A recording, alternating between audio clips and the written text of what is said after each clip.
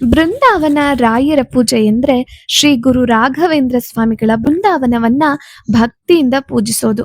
ರಾಯರು ಇಂದಿಗೂ ಬೃಂದಾವನದಲ್ಲಿಯೇ ಜೀವಂತವಾಗಿ ಭಕ್ತರನ್ನ ಕಾಪಾಡುತ್ತಿದ್ದಾರೆ ಎನ್ನೋದು ಭಕ್ತರ ಅಚಲ ನಂಬಿಕೆ. ರಾಯರ ಅನುಗ್ರಹದಿಂದ ಜೀವನದಲ್ಲಿನ ಕಷ್ಟಗಳು ಮತ್ತು ಅಡೆತಡೆಗಳು ನಿವಾರಣೆ ಆಗ್ತಿದೆ. ಮನಸ್ಸಿಗೆ ಶಾಂತಿ, ನೆಮ್ಮದಿ ಮತ್ತು ಆತ್ಮವಿಶ್ವಾಸ ದೊರೆಯುತ್ತಿದೆ. ವಿದ್ಯೆ, ಉದ್ಯೋಗ, ವ್ಯವಹಾರ ಮತ್ತು ಕುಟುಂಬ ಜೀವನದಲ್ಲಿ ಪ್ರಗತಿ ಉಂಟಾಗುತ್ತಿದೆ. ಆರೋಗ್ಯ, ಐಶ್ವರ್ಯ ಮತ್ತು ಸಂತಾನ ಭಾಗ್ಯಕ್ಕಾಗಿ ರಾಯರ ಪೂಜೆ ವಿಶೇಷ ಫಲಪ್ರದವಾಗಿದೆ. ಗುರುಭಕ್ತಿ ಮತ್ತು ದೇವರ ಮೇಲಿನ ನಂಬಿಕೆ ಹೆಚ್ಚಾಗ್ತಿದೆ. ಈ ರಾಯರ ಬೃಂದಾವನ ಪೂಜೆಯನ್ನ ಹೇಗ್ ಮಾಡೋದು, ಹೇಗೆ ರಾಯರ ಬೃಂದಾವನವನ್ನ ಚಿತ್ರವನ್ನ ಬಿಡಿಸೋದು ಅನ್ನೋದು ಆಲ್ರೆಡಿ ನಾನು ಯೂಟ್ಯೂಬ್ ಅಲ್ಲಿ ಅಪ್ಲೋಡ್ ಮಾಡಿದ್ದೀನಿ.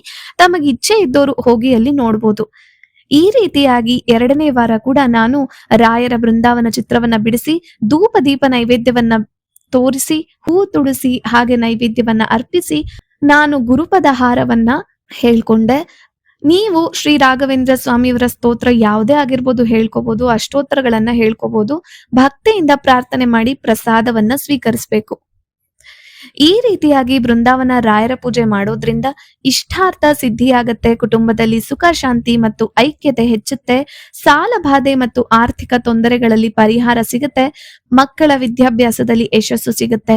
ಮಾನಸಿಕ ಧೈರ್ಯ ಮತ್ತು ಆತ್ಮಬಲ ವೃದ್ಧಿಯಾಗತ್ತೆ. ಗುರು ಕೃಪೆ ಮತ್ತು ದೈವಿಕ ರಕ್ಷಣೆ ಕೂಡ ಸಿಗತ್ತೆ. ಪ್ರಸಿದ್ಧ ನಂಬಿಕೆ ಇದೆ ಗೊತ್ತಾ, ರಾಯರಲ್ಲಿ ನನ್ನನ್ನ ಭಕ್ತಿಯಿಂದ ಸ್ಮರಿಸುವವರನ್ನ ನಾನು ಎಂದಿಗೂ ಕೈ ಬಿಡೋದಿಲ್ಲ ಎನ್ನೋದು ರಾಯರ ಮೇಲಿನ ಭಕ್ತರ ವಿಶ್ವಾಸ.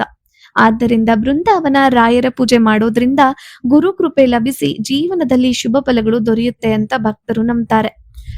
ಪೂಜ್ಯಾಯ ರಾಘವೇಂದ್ರಾಯ ಸತ್ಯ ಧರ್ಮರತಾಯ ಚ ಭಜತಾಂ ಕಲ್ಪವೃಕ್ಷಾಯ ನಮತಾಂ ಕಾಮಧೇನವೇ. ಓಂ ಶ್ರೀ ರಾಘವೇಂದ್ರಾಯ ನಮಃ.